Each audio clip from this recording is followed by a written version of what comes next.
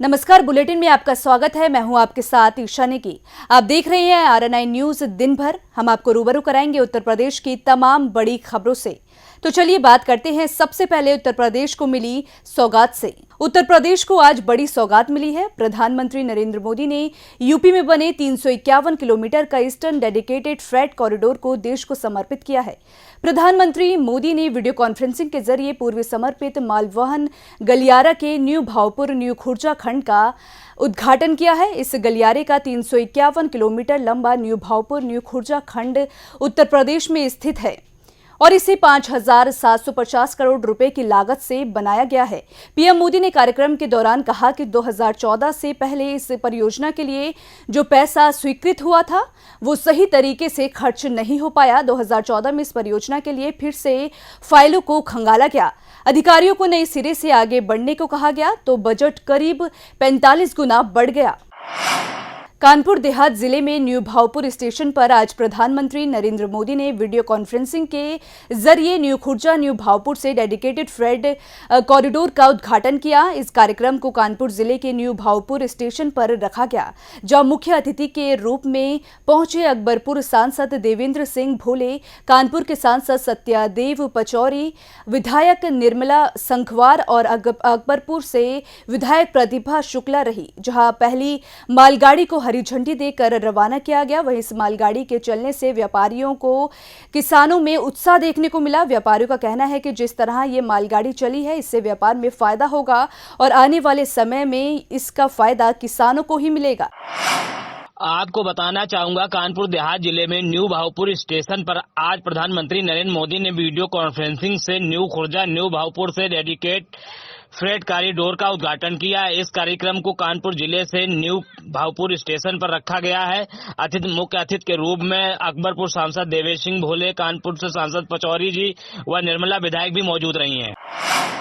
प्रधानमंत्री नरेंद्र मोदी ने video conferencing के जरिए पूर्वी डेडिकेटेड फ्रेट कॉरिडोर के new Bhavpur new Khurja section का उद्घाटन किया। वहीं इस दौरान पीएम मोदी ने कहा कि आज दिन भारतीय रेल के गौरवशाली अतीत को 21वीं सदी की नई पहचान देने वाला है। भारत और भारतीय रेल का समर्थन बढ़ाने वाला है। आज हम आजादी के बाद का सबसे बड़ा और आधुनिक रेल इंफ्रास्ट्रक्चर प्रोजेक्ट धरातल पर उतरता देख रहे हैं। उन्होंने कहा कि प्रयागराज में ऑपरेशन कंट्रोल सेंटर भी नए भारत के नए समर्थन का प्रतीक है। ये दुनिया के बेहतरीन और आधुनिक कंट्रोल सेंटर में से एक है। इनमें मेजरमेंट और डेटा से जुड़ी जो तकनीक है वो भारत में ही तैयार हुई है। बता दें कि इस आयोजन के दौरान प्रधानमंत्री मोदी ने प्रयागराज में EDFC के परिचालन नियंत्रण केंद्र का भी शुभारंभ किया। EDFC का 351 किलोमीटर लंबा new Bhavpur new Khurja section 5,750 crore रुपए की लागत से बनाया गया है। ये सेक्शन मौजूदा कानपुर दिल्ली मुख्य लाइन से भी भीड़भाड़ कम कर देगा और भारतीय रेलवे को तेज ट्रेन चलाने में सक्षम करेगा। बता दें कि प्रयागराज में एक अत्याधुनिक ऑपरेशन कंट्रोल सेंटर EDFC के पूरे रूट के लिए कमांड सेंटर के रूप में कार्य करेगा। आधुनिक आंतरिक सज्जा, श्रम दक्षता संबंधी डिजाइन और सर्वश्रेष्ठ ध्वनि विज्ञान के साथ OCC विश्व स्तर पर अपने प्रकार की सबसे बड़ी संरचनाओं में से एक है। CAA के खिलाफ मोर्चा खोलने वाली मशहूर शायर मुन्नवर राणा की बेटी सुमैया राणा ने अपनी राजनीतिक पारी की शुरुआत कर दी है। बता दें कि सुमैया राणा ने समाजवादी पार्टी ज्वाइन कर ली है। समाजवादी पार्टी के राष्ट्रीय अध्यक्ष अखिलेश यादव ने लखनऊ स्थित पार्टी मुख्यालय में उनको सदस्यता दिलवाई। वहीं इस मौके पर अखिलेश ने कहा कि वर्ष 2022 के विधानसभा चुनाव के ऐतिहासिक बदलाव होगा। ये सरकार जब तक नहीं जाएगी तब तक लोकतंत्र नहीं बच सकता है। साथ ही साथ अखिलेश यादव ने कहा कि साल 2022 के विधानसभा चुनाव में सपा छोटे दलों के लिए दरवाजे खुले रहेगी। सपा लगातार छोटे दलों को जोड़ रही है। साथ ही साथ उन्होंने ये भी ऐलान किया है कि सपा की सरकार बनने पर CAA और NRC के विरोध में आंदोलन के दौरान दर्ज मुकदमे वापस लिए जाएंगे। के बाद भी बुर्का पहन करके उनके वहाँ की महिला मिलती है, वहाँ पर उनके वहाँ के लोग गोली चलाते हैं। तो पैसा देके कौन करा रहा है वो सबको मालूम है। CNRC का मुद्दा जो है वो हर महिला, सिर्फ महिला के लिए नहीं है बल्कि हर इस मुल्क में रहने वाले जो जिसके पास ज़मीन है, जिसके पास ज़मीन नहीं है, जिसके पास कागज़ है, जिसके पास कागज़ नहीं, उन सब की लड़ाई है। ये जिताना चाहते हैं उनको, जो मालदार लोग हैं और जो गरीब तबका है वो यहाँ से निकल जाए। ऐसा नहीं होगा। ज़मीन सबकी है, ये मुल्क सबका है, सब मिलकर के यहाँ रहेंगे। उसी लड़ाई को हम आगे लेकर के जा रहे हैं। सुमैया राणा के समाजवादी पार्टी में शामिल होने के बाद अल्पसंख्यक कल्याण विभाग के मंत्री मोहसिन रजा ने निशाना साधते हुए कहा कि देश तोड़ने वाले और आतंकियों को महिमंडित करने वाले राष्ट्र विरोधी लोगों को अखिलेश यादव पार्टी में सम्मानित कर रहे हैं और अपनी पार्टी का सदस्य बनाते हैं। देश विरोधियों को अपने यहाँ जगह देने वाली समाजवादी पार्टी आज जिस तरह से उनके राष्ट्रीय अध्यक्ष ने मंच पर एक राष्ट्र विरोधी शायर मुनव्वर राणा की बेटी को ज्वाइन कराया, जो अभी चंद दिन पहले तक देश में और उत्तर प्रदेश में घूम घूम कर देश के कानून के खिलाफ लोगों को भड़का रही थी, लोगों को बाकायदा उकसा रही थी, बवाल करा रही थी, पत्थरबाजियां करा रही थी। वो उसको आज उन्होंने अपने मंच पर बुलाकर ये बात साफ कर दी कि जो देश विरोधी गतिविधियों में रहेगा, जो आतंक के समर्थन में खड़ा होगा, उसके बाप को आप सबने देखा कि कुछ दिन पहले अमेठी में किसानों के सम्मान में कांग्रेस पार्टी मैदान में उतर चुकी है और केंद्र सरकार के द्वारा किसानों के लिए बनाए गए तीनों कृषि कानूनों को वापस करने को लेकर कांग्रेस कार्यकर्ताओं ने पदयात्रा निकालकर विरोध जताया है और कहा है कि ये यात्रा किसानों के पक्ष में और बिल के विरोध में आयोजित की गई है और ये यात्राओं में सैकड़ों कांग्रेसी कार्यकर्ता शामिल हुए और तिलोई तहसील मुख्यालय से 5 किलोमीटर दूर चलकर पूरी हुई। जी बिल्कुल बताना चाहूंगा, अमेठी में कांग्रेस पार्टी जो है उसके सैकड़ों कार्यकर्ता आज यहाँ पर इकट्ठा होकर उन्होंने नारेबाजी करना शुरू किया केंद्र सरकार और राज्य सरकार के खिलाफ।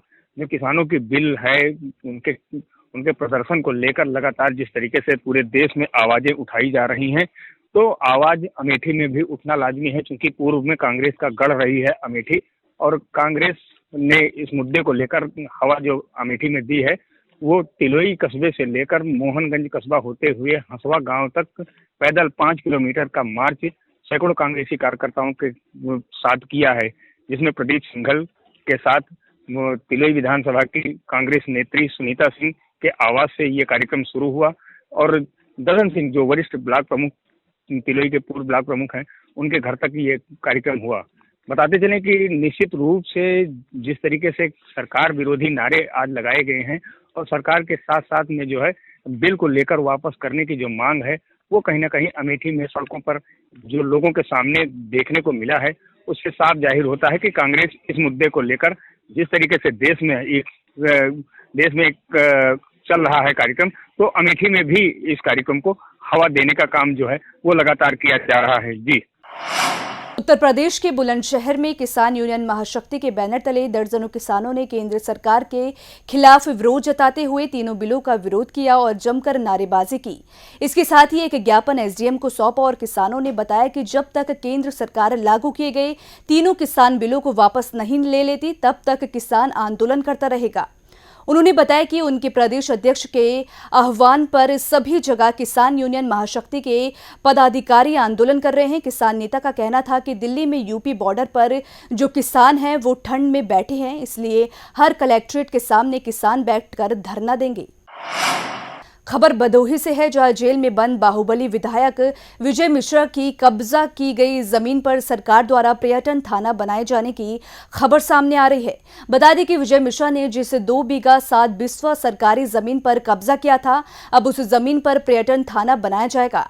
बता दें कि इसके लिए डीएम एसपी ने विधायक से मुक्त हुई जमीन का स्थलीय निरीक्षण किया और जल्द ही इसे पर्यटन थाना बनाने के लिए पुलिस विभाग को सौंप दिया जाएगा। लखनऊ में हुए चर्चित सुजीत पांडे हत्याकांड मामले में लखनऊ पुलिस के हाथ 10 दिन बाद भी खाली हैं और 10 दिन बीत जाने के बाद खुलासा नहीं होने से लोगों में पुलिस के प्रति नाराजगी बढ़ती जा रही है और समाजवादी पार्टी के विधायक अमरीश सिंह पुष्कर ने धरना प्रदर्शन शुरू कर दिया और उनके साथ ही व्यापार मंडल और अधिवक्ता संघ के लोग धरना प्रदर्शन में शामिल हुए हैं। वही धरना प्रदर्शन कर रहे लोगों का कहना है कि मामले में उच्च स्तरीय जांच की जानी चाहिए, जिससे हत्याकांड से पर्दा उठ सके। वहीं दूसरी तरफ सपा विधायक अमरीश सिंह पुष्कर ने कानून व्यवस्था पर उठाए सवाल और कहा कि 1 साल पहले हुए अशोक यादव हत्याकांड का भी अभी तक पुलिस खुलासा नहीं कर सकी है। वहीं सपा विधायक ने 2 दिनों में हत्याकांड का खुलासा करने की चुनौती दी है। वहीं धरना प्रदर्शन को देखते हुए पुलिस ने मोहनलालगंज तहसील को छावनी में तब्दील कर दिया है। अब खबर बस्ती से है, जहां आबकारी और पुलिस की संयुक्त टीम ने अवैध शराब का भांडाफोड़ किया है। पूरा मामला परशुरामपुर थाना क्षेत्र के बरहापुर, खटकैया, करिहाना सहित आधा दर्जन जगहों पर छापेमारी का है, जिसमें लगभग 200 लीटर अवैध अर्धनिर्मित कच्ची शराब और 4,000 कुंटल लहन सहित आधा दर्जन भट्टियों को नष्ट किया गया। जिला आबकारी अधिकारी नवीन सिंह के नेतृत्व में टीम ने छापेमारी की थी। आबकारी अधिकारी के अनुसार शराब माफिया नए साल पर अवैध शराब को खपाने की तैयारी कर रहे थे। अब खबर चंदौली से है, जहां पुलिस को बड़ी सफलता हाथ लगी है। बता दें कि पूरा मामला चंदौली के बलुआ थाना क्षेत्र का है, जहां गाड़ियों की चेकिंग के दौरान पुलिस ने भारी मात्रा में अवैध गांजा बरामद किया है।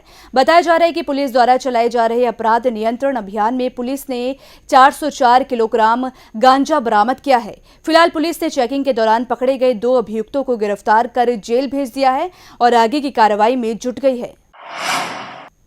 वहीं हाथरस में कोतवाली क्षेत्र के बहटा बम्बे में 9 दिन से गायब किशोरी का शव मिलने से हड़कंप मच गया है। बताया जा रहा है कि मिला शव की सूचना पर मौके पर पहुंची 2 थानों की पुलिस ने शव को बम्बे से निकलवाकर पोस्टमार्टम के लिए भेज दिया। बताया जा रहा है कि मृतक युवती 19 दिसंबर से घर से गायब थी, जिसकी परिजनों द्वारा 21 दिसंबर को सिकंदरा राव थाने में गुमशुदगी दर्ज कराई गई थी। इसके बाद से ही पुलिस किशोरी की तलाश में जुटी हुई थी। 3 तलाक बिल पास होने के बावजूद तलाक के मामले रुकने का नाम नहीं ले रहे हैं। ताजा मामला सीतापुर थाना तंबौर के मोहल्ला शेखन टोला का है, जहां विवाहिता के साथ 3 तलाक का मामला सामने आया है। पीड़ित महिला ने तहरीर के आधार पर पुलिस ने मुकदमा दर्ज कर जांच शुरू कर दी है। पीड़ित महिला एक बच्चे की मां भी है। तंबौर थाना क्षेत्र के शेखन टोला की रहने वाली महिला ने थाने में तहरीर देते हुए बताया कि उसका पति और ससुराल के लोग प्रताड़ित करते रहते थे। जब उसके इसका विरोध किया तो बीते दिनों उसके शौहर ने उसके साथ मारपीट कर 3 तलाक दे दिया। महिला की तहरीर पर पुलिस ने पति के खिलाफ मुकदमा दर्ज करा लिया है और थाना अध्यक्ष अमित भदौरिया ने कहा कि मामला दर्ज कर और आगे की कार्रवाई में जुट गई है। गाड़ी मांगते तो हम के ना हमारे अब्बू हैं जैसे बूढ़े हैं, कहाँ देते हैं, तो जो भी बहुत बिल्ला में कहा लाए कर दो हमारे घर से, अपने घर से लाए कर दूँगा, तो हम कह रहे कहाँ पाए दूँगा, तो ये मारूँ कि मैं बेल्टन से मारूँ, पकड़न से मारूँगा, तो हम कुछ ना बोले ना। और जो जब मारे लगे तो हमारी सास लोग कोई ना आया हमें बचावे ना। बुलेटिन में मेरे साथ फिलहाल इतना ही। आप बने रहिए RNI न्यूज के साथ।